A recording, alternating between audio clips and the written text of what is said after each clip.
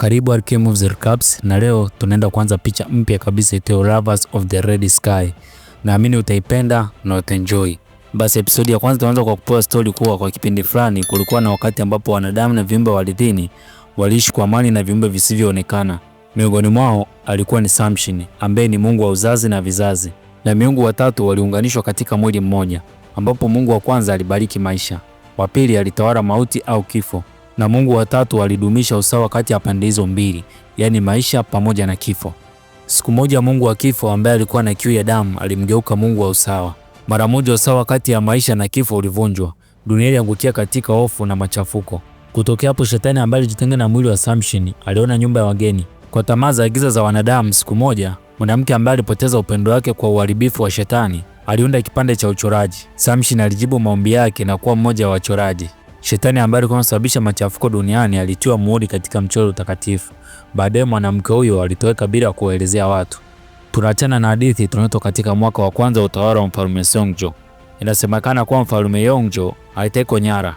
Aliweza kupata ulimwengu kwa uwezo aliokuwa nao shetani alipoingia mwilini mwake. Alipoingiwa na hofu ya umwagaji damu wa shetani uliokithiri, akampitisha mwanae Seongjo kwenye kiti cha enzi. Na ili kumuondoa shetani, ibada inafanyika ili kumtia muhuri shetani ndani ya picha yake. Basi taratibu za kuchora hiyo picha ndio hizi zinaendelea hapa. Mtumishi mmoja akamuuliza huyo mchoraji kama kuna habari amezisikia. Akasema nasikia picha ya kifalme itatolewa kwa raia kwa uovu uliotokea, na kitu cha kutisha ni kuinuliwa kutoka kwa mwili wa mfalme aliyeachwa na kutiwa muhuri kwenye mchoro huu. Hapa kuna mama mmoja yuko anaomba miungu imsaidie mume wake ambaye ni mchoraji aweze kumaliza kuchora picha ya kifalme bila matatizo yote kutokea. Wakati akiwa anaendelea na maombi yake, ghafla akaanza kujihisi uchungu kwa sababu alikuwa ni mjamzito. Ndani ya jumba la kifalme picha imekamilika. Kwa hiyo ni kusubiri taratibu nyingine zifuate. Mama akajifungua salama japo hakuwa na usaidizi wowote. Anapotupa macho mbele yake, anaona kundi la mbwa mwitu likiwa linawasogelea. Akaanza tena kumwomba Mungu wa mbingu na ardhi ambaye ni Samson aweze kumlinda mtoto wake. Huku damu nyingi zinamtoka, lakini bado anaendelea kumsisitiza Samson amlinde mwanae mpaka akawa amezimia kwa kupoteza damu nyingi. Baada ya viumbe wao kufika, kuna nguvu ya ajabu ikiwa imejitokeza na kuanza kusogea nyuma wenyewe. Akatokea bibi mmoja na kumchukua mtoto yule. Na huyu ndiye Samson ambaye wanasema kuwa ni Mungu ambaye anabariki watoto pamoja na maisha, yani vizazi na uzazi. Akawatazama wanyama wale kisha akapiga kiatu chake chini, kitu ambacho kiliwatisha na kuwafanya wakimbie. Picha ya mfalme ikatolewa nje ili kuanza ibada zao. Hapa yule msaidizi wa yule mchoraji akaanza kuweweseka. Ghafla na mchoraji alipojaribu kumgusa, kikama kitu cha ajabu na kumwingia yeye. Mfalme Yeongjo ndo huyu, kapigwa kamba kila sehemu. Amri ikatolewa kazi ianze. Huyu anaitwa Ha Seong-jin. Hata tukimuita Seong-jin nafikiri itapendeza zaidi. Akaanza kulinyonya pepo hilo ili litoke katika mwili wa mfalme. Mfalme naye akawa anaweweseka mpaka akazimia. Kisha pepo likaanza kutoka kuelekea katika uwanja. Shetani likauliza ni nani anayedhubutu kuliamsha katika usingizi wake. Seong-jin akamwambia shetani kuwa huyo ni mfalme wa ardhi inayoishi. Kisha akawaambia wote wafumbe macho na wasiliangalia usoni. Shetani akageuka na kumwambia mfalme Seongjo asogee karibu yake na mkubali kwa sababu hawezi kumkimbia. Msaidizi wa mchoraji wa picha akaamka akiwa ni mtu mwingine tayari kabadilika. Wakati Seong-jin amezidiwa na nguvu za shetani, ukawa umetokea msaada kutoka kwa Samson ambaye anaaminika kuwa ni mungu wa usawa. Wakati shetani akiondolewa, akaacha ametamka laana na kusema kuanzia siku hii na kuendelea nyote mtasumbuliwa na ukame pamoja na njaa, hata vizazi vyenu vitapotelea gizani. Pia akamwambia yule mchoraji kuwa vizazi vyake havitaweza kuchora tena. Jitihada zikawa kubwa mpaka shetani akawekwa katika picha ya kifalme. Samson anasema amewezaje kudhubutu kukupiga upofu? Ama kweli shetani abadiliki na ni mkali. Siwezi kutengua laana hii, bali nitakubariki na kukupa mtu aliyekusudiwa ambaye anaweza kukusaidia kuepuka laana hii. Mtoto anachekelea tu kwa sababu hamna anachokijua. Ndani ya nyumba moja wanafurahia ujio wa mtoto kuzaliwa, na kwa kuwa ni wa kiume jina lake anaitwa Haram. Sio Haram ya iligo. Baki sisi wabongo tunazingua sana. Picha ya kifalme ikaingizwa katika sanduku kubwa, kisha ikapigwa hirizi za kutosha. Seongjo akamuuliza mfalme kama jambo hili linaweza kuleta amani katika dunia, kwa sababu anaogopa pengine kizuizi hicho kinaweza kuvunjika baadaye. Mfalme Yeongjo akamwambia kuna cha kuogopa, ufalme wako utakuwa na amani na mafanikio. Seongjo akasema kumbuka laana na njaa itanisumbua. Baada ya hapo mfalme akaondoka zake. Ikatolewa amri Seong-jin na watu wake wote wauawe. Kwenye harakati za kuokoa maisha yake, akakimbilia kwenye maporomoko. Akawaambia walinzi wale maisha yake yote amekuwa akitumikia na kuilinda familia ya kifalme na kuwatunza watu wa nchi hii, lakini walinzi hao hawakutaka kumsikiliza na kuamua kumdhuru. Mwisho akaamua kujitupa kwenye maporomoko kuliko afie kwenye mikono yao. Ni miaka 9 baadaye ya utawala wa mfalme Seongjo baada ya mfalme Yeongjo kupoteza maisha, na hadithi inasema sherehe ya kutia muhuri ilifanikiwa, lakini taifa linakabiliwa na ukame pamoja na njaa kwa miaka 9 kwa sababu ya laana ya shetani. Hivyo mganga wa kifalme utafuta sadaka ya kutoa wakati wa ibada ya mvua. Huyu ndiye mganga wa kifalme anaitwa Miso, lakini kikoo mganga wanamuita shaman. Leo kaja sehemu hii na anashuhudia watu wanavyotafuta maji kwa shida. Wakati shaman akiendelea kuzunguka, akamwona Seongjin. Kumbe ile siku hakufa, na kwa sasa anaye mtoto aitwaye Haram. Ikabidi kumtembelea na kumwambia Seongjin kuwa anatambua huzuni na chuki yake ambayo anayo moyoni baada ya miaka yote 9, lakini yeye amekuwa akifuata maagizo aliyokuwa akipewa na mfalme wa wakati huo. Seongjin akamwambia kabla hajamaliza maisha yake dakika hii, itakuwa vizuri kama akimwambia sababu yake yeye kuja nyumbani kwake. Shaman akasema, niko hapa kumuita mwanao. Nina hakika wewe sio kipofu.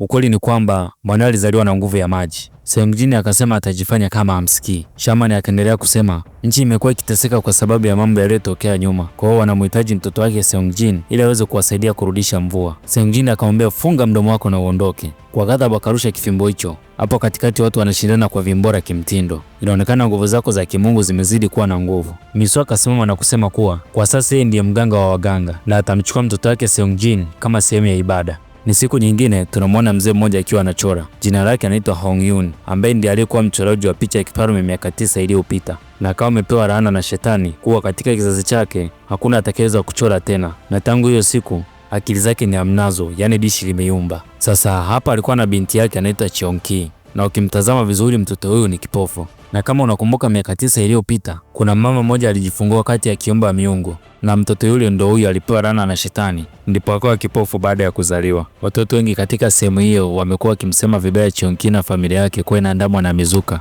Wakati wakiwa hapa uko unapita msafara wa shaman akiwa na Seongjin, bila kusahau na Haram alikuwepo, akawa anamtazama sana Cheonki. Hong Yun akasimama na akili zake akisema usitazame macho yake, lakini anahisi nguvu za kishetani wakati huo akiwa anamsogelea Seongjin. Mzee akapigwa kitu kizito. Cheonki akasimama na kusema, tafadhali msimdhuru baba yangu, ana matatizo ya akili. Lakini Seongjin anamuona mtoto huyu kama kuna kitu cha tofauti. Anaishia kujiuliza mtoto huyu ana nguvu ya aina gani? Mbona kama iko tofauti? Hong Yun anaamka na kujiuliza yuko wapi.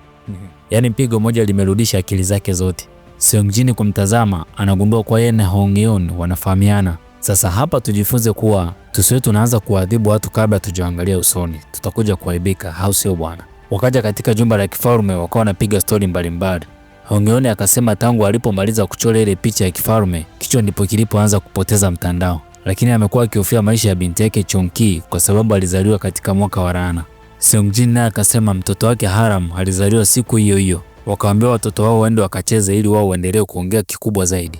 Basi watoto wao wakaja katika shule moja iliyopo jirani na hapo ambayo inajihusisha na masuala ya uchoraji, ambayo inaongoza na mwalimu Choi Won-ho, pia ni mkuu wa shule hiyo. Ukiachana na hapo anapenda sana kula kuliko kufundisha. Baada ya kuanishwa msosi na mpishi, akamwachia msaidizi wake Kang Chon-bok ili aendelee kufundisha. Haram akauliza hapo amekuja kufanya nini? Cheonki akasema hata nikikwambia huwezi kuelewa na usitegemee kuwa nitakupa jibu bure. Haram akauliza ko unataka mimi nikulipe? Cheonki akasema hamna kitu cha bure katika hii dunia. Kama utafumba macho yako kama hivi, unaweza kusikia sauti. Haram naye kabidi kufunga macho.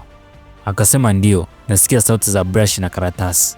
Kwa mkuu wa shule yani the master Choi Won-ho kaja kupiga msosi kwa mpishi wao Choi Gyeong-daek. Sasa hapo kwenye kupeana babakuli, mashauzi ni mengi.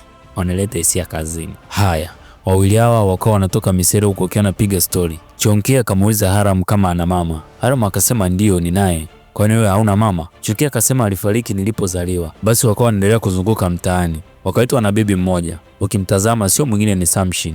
Akampa mkufu Haram ulio mfano wa kipepeo na akamwambia watauhitaji siku zijazo. Lakini bwana mdogo akakataa na kusema siwezi kuchukua kitu cha mtu. Samshin akauliza ni kitu gani ambacho huwezi kuchukua? Haram kutazama mikononi mwake, hamna kitu. Wakaamua kuondoka, lakini Samshin akawa anaangalia kwa kitabasamu na kusema hatimaye wamekutana. Au Basi tuendelee kwa sababu bado ni mwanzo wa picha, tutafahamu mengi zaidi. Kwa wazee wa kazi, Seung-jin anasema kuwa wamemchukua mtoto wake ili atumike katika ibada ya mvua, lakini ukweli ni kwamba Haram alizaliwa akiwa na nguvu za maji. So Mi almaarufu kama shaman akaja kwa mfalme kumpa taarifa kuwa amempata kijana ambaye ataongoza ibada ya mvua ili kuondoa laana iliyoachwa na shetani miaka 9 iliyopita. Lakini mmoja wa mawaziri akawa anapinga kuwa hawezi kutumia sadaka ya binadamu kwa ajili ya mvua. Pia miungu haiwezi kukubali sadaka ya mwanadamu. Naye mfalme akasema hawezi kukubaliana na hilo swala. Hawatotoa maisha ya mtu yeyote kama sadaka. Shaman katika nafsi yake anasema sadaka pekee ya mwanadamu ndio inaweza kuleta mvua.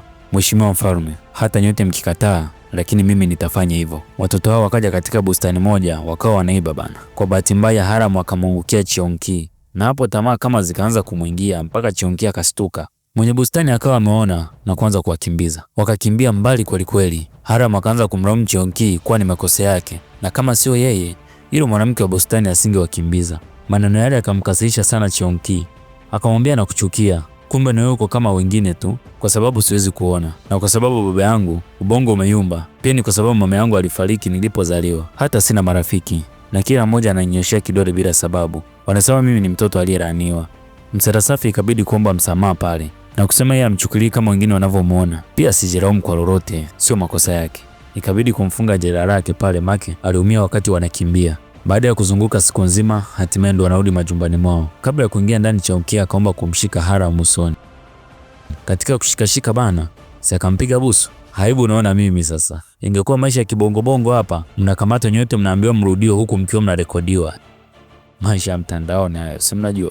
Katika nyumba ya kifalme anaingia Crown Prince aitwaye Lee Kang, ambaye ndiye mtoto mkubwa wa mfalme. Akiwa anaingia na mkutana mdogo wake ambaye ni Grand Prince aitwaye Jo-young au Lee Ho. Kwa mtazamaji, haya majina ukiyasikia huko mbeleni usichanganyikiwe. Yote ni majina yake, au sio bwana? Sasa huyu Crown Prince Lee Kang anamlaumu Grand Prince Lee Ho kwa kushindwa kwenda kumtembelea kwake. Sasa kama tunavyojua, kila tajiri akosi chawa. Kuna yule katikati anaitwa Grand Prince Lee Yol ambaye ni mtoto wa 3 wa mfalme. Yaani huyu hana upande. Baada ya pale Prince Lee Ho akatoka akiwa amekasirika sana kwa sababu Crown Prince inaonekana na wadharau sana. Safari ikawaleta Grand Prince hawa katika jengo moja liitwalo Yeonggwon. Yaani sehemu hii panatuzwa picha za kifalme za zamani na sherehe zinafanyika hapa. Vijana hao wawili wakaingia ndani. Grand Prince Lee Ho pamoja na Grand Prince Lee Yol. Baada ya kuingia ndani tu, shaman akawa amepata hisia fulani pasipo majibu. Na leo ndo inafanyika ibada kubwa ya mvua. Wakati huo mfalme akawa anaingia, kila mmoja akawa ametoa heshima. Bwana mdogo Haram ndo anapanda hapo kilingeni. Anatetemeka kinoma kwa sababu hajui ni nini kinaenda kutokea. Hao Grand Prince wawili walipoingia ndani, wakaona kabati kubwa, ndani yake linatoa sauti za ajabu. Grand Prince Lee Ho akafungua ili kujua kuna nini. Hapa tunapata kuona picha ya mfalme aliyepita. Ikumbuka katika picha hiyo alifungwa shetani ndani yake. Paka hapa Grand Prince Lee Ho ameshatekwa ufahamu wake na pepo hilo. Sio akili zake hapo. Grand Prince Lee Ho anajaribu kumzuia lakini wapi. Haya, ibada zikaanza ili waweze kupata mvua ambayo imeacha kunyesha kwa kipindi cha miaka 9 iliyopita. Lee Ho akamgeuka mwenzie na kumkanyaga teke. Kisha akaanza kuichoma picha hiyo. Yaani hapo sio akili zake kabisa kwa nayo yafanye. Hawa hawajui kinachoendelea. Wenyewe wanaendelea kumlilia Salamanda awape mvua. Hata sijui Salamanda ni nani. Hatimaye shetani akatoka katika picha na kumuuliza Lee Ho, wewe ndio umeniamsha? Kijana akatikiza kichwa kumaanisha ndio. Ibada ikaanza kuonyesha matumaini kwa ujio wa wingu la mvua, lakini Seung-jin akashtuka kuwa sadaka inaenda kutolewa ni ya binadamu. Akajaribu kuweka ulinzi kwa Haram lakini tayari kashachelewa. Hapo hapo akaanza kumdhibiti. Shetani akaamua kuingia katika mwili wa Grand Prince Lee Ho, lakini akashindwa kumiliki mwili wake kwa sababu Lee Ho ana kinga. Hivyo shetani akaamua kusepa ili kutafuta mwili mwingine. Pepo likatoka na kutembea spidi ya kimbunga. Mwisho akampata Haram. Shaman anazidi kushusha upako tu. Watu mpaka wanaogopa. Ikapiga radi moja mpaka Haram akaangukia katika maji. Hata Cheonki wakati anakatiza katika maeneo ya bahari akaangukia katika maji. Watu wanafurahia mvua kurudi, lakini kwa Seung-jin ni maumivu kwa sababu kagundua kuwa mtoto wake ndiye katolewa kafara. Grand Prince Lee Ho amekaa pembeni anaangalia. Lakini katika nafsi yake anasema kiti cha enzi kilikuwa ni chake kama mbingo ilivyopanga. Sio ina maana gani kusema hivyo, lakini wacha tuendelee kutazama. Haram akiwa bado yuko ndani ya maji ikamtoka nguvu ya ajabu. Kisha kikaja kipepeo cha kimiujiza na kumwambia Haram amejitoa mwanga kwa manufaa ya watu. Isitosha amemtumia mtoto kama chombo cha kumwondoa shetani ili abaki katika mwili wa mtoto. Kisha akamwambia atachukua macho yake pamoja na nguvu zake, pia atakuwa dhaifu. Na ni kweli Haram akawa kipofu. Kipepeo huyo akaja paa kwa Cheonki na kumwambia yeye ni mtoto ambaye hatima yake ni kuokoa dunia. Hivyo atamkabidhi macho hayo kwa muda atengeneze hatima yake mwenyewe. Kisha kipepeo akaondoka zake. Kwa mara ya kwanza Cheonki anapata kuona. Watu wanashangaa kuona Haram akitolewa kwenye maji na nguvu za ajabu. Ikumbukwe shetani kamchagua yeye, huenda akawa ndani ya mwili wake. Mfalme akatoa amri Shaman akamatwe kwa kukiuka agizo la kifalme. Haram anaamka na wakati huo huo Chionki anaamka. Mpaka hapa Haram maoni, lakini kwa Chionki kwake ni furaha. Niseme sina la ziada, tukutane episode ya pili ili tuone ni nini kitajiri. Nikukumbusha usiache kusubscribe, kulike na kushare. Na mimi ni msimulizi wako Alchemy Kestana. Tukutane episode ijayo. Bye bye.